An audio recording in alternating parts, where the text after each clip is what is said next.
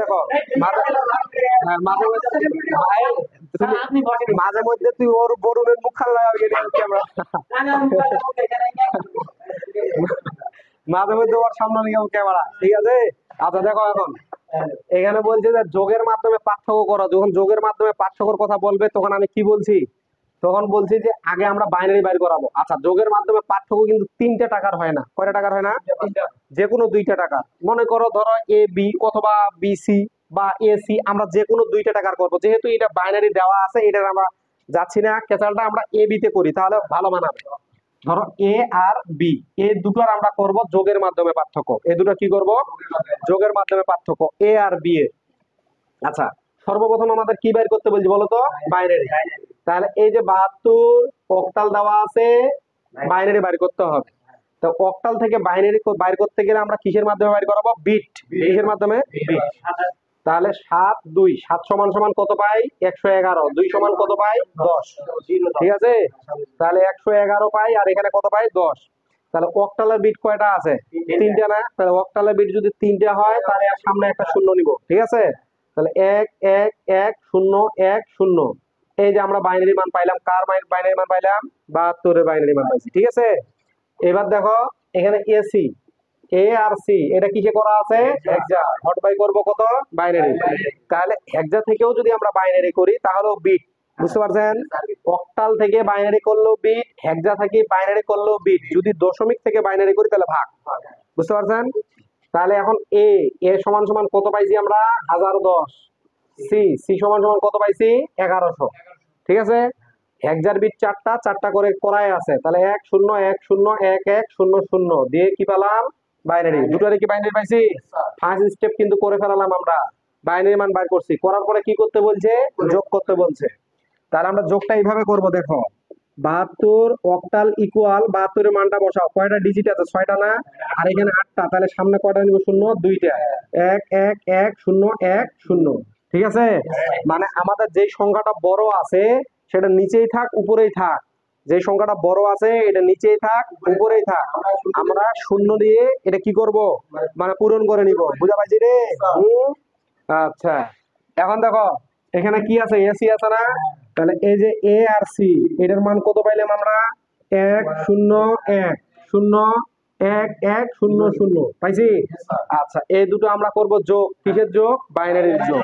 আচ্ছা 0 0 1 করতে 1 1 করতে 1, দুটো 1 হলে শূন্য বসে হাতে থাকে 1, আবার 2টা 1 শূন্য বসে হাতে থাকে 1, 3টে 1 মানে বসে 1 হাতে থাকে 1, এই হাতে 1, এই 1 করতে 1, বাইনারি যোগ করে ফেললাম। ওকে, বাইনারি যোগটা কি বুঝা পাইছেন? আচ্ছা এবার এই দুটো ফিগার কি এক বানাতে হবে না?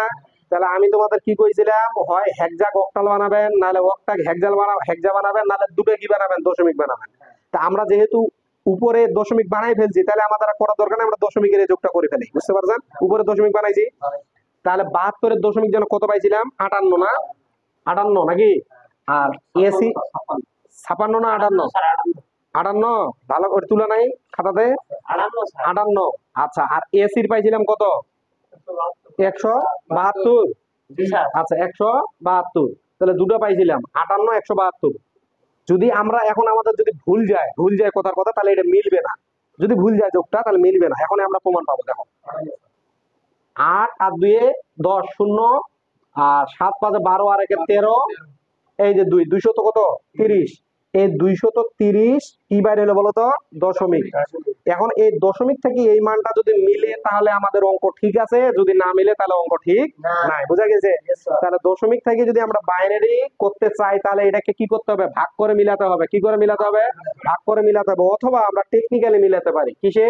টেকনিক্যালি। কি টেকনিকটা? এই যে এটা 1 2 4 8 16 32 64 128 256 এরকম করে চলতে থাকবে।